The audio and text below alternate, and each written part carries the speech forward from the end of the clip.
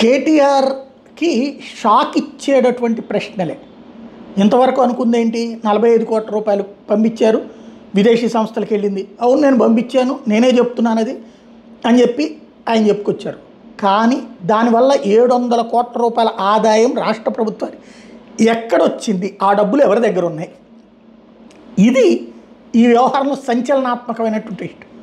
45 కోట్లు పెట్టుబడి పెడితే వచ్చిందంటున్నారు కదా, అడ్వర్టైజ్మెంట్ల ద్వారా ఇన్కమ్ ఎవరి దగ్గరికి వెళ్ళినాయి, ఆ డబ్బులు ప్రభుత్వమే కదా తీసుకోవాల్సింది. అది హోటళ్ళకి సంబంధించిన ఆక్యుపెన్సీ ఎవరి దగ్గరికి వెళ్ళినాయి డబ్బులు, అట్లాగే ఇందులో ఇతరత్ర ఏవైతే బ్రాండింగ్ ఇట్లాంటివన్నీ ఉంటాయి కదా, ఆ డబ్బులు ఎక్కడికి వెళ్ళినాయి, అవన్నీ నిజంగా రాష్ట్ర ప్రభుత్వానికి వచ్చినాయి, ఆ డబ్బులు రాలేదా, వస్తే ఆ లెక్క చూపెడితే గొడవే లేదు. ఇదిగో 45 కోట్లు పెట్టుబడి పెట్టాం, 300 కోట్లు లాభం వచ్చిందని ఇప్పటికే కేటీఆర్ చెప్పుండేవాడు.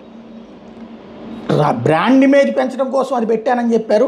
ఈ ఆదాయం ఎంత వచ్చిందనేటువంటిది సదరు పర్సన్స్, అంటే హోటల్ వాళ్ళకి డబ్బులు వచ్చినాయి, లేకపోతే అడ్వర్టైజ్మెంట్ వాళ్ళకి డబ్బులు వచ్చినాయి, ప్రభుత్వానికి ఆ డబ్బులు ఎందుకు రాలేదు అంటే అవన్నీ కేటీఆరే వాళ్ళతో టైఅప్ అయి ఆ డబ్బులు తిన్నారు. ఇక్కడ విదేశాలకు సంబంధించిన అయితే బయట పెట్టుకోవడం కష్టం, కానీ ఇక్కడ ఉన్నటువంటి దాని అయితే లెక్క తేలుతుంది ఇప్పుడు. ఎందుకంటే ఆల్రెడీ వాళ్ళ బావమరిదికి సంబంధించిన సంస్థ అనుకుంటా అడ్వర్టైజ్మెంట్ ఏజెన్సీ.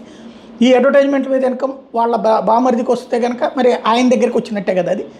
ఇలాంటి లెక్కలతో ఈ అంశం కొత్త మలుపు తిరుగుతోంది. అవినీతికి ప్రాథమిక ఆధారాలు ఉన్నాయని అందుకని అనుకుంటా హైకోర్టు కూడా చెప్పి ఈ కేసులో ఆయనకు ముందస్తు బెయిల్ ఇవ్వడానికి నిరాకరించినటువంటి పరిస్థితి. సుప్రీంకోర్టులో అడిగితేనేమో బుధవారం దాకా విచారించేదంటే ప్రత్యేకించి అర్జెంటుగా విచారించాల్సిన అవసరం లేదని తేల్చి చెప్పడం కేటీఆర్కి షాకే. ఏ శనివారం పొట్లను అరెస్ట్ చేసి సంక్రాంతి పండగ నాడు జైల్లో ఉంచే ప్రయత్నం చేస్తారో చూడాలి.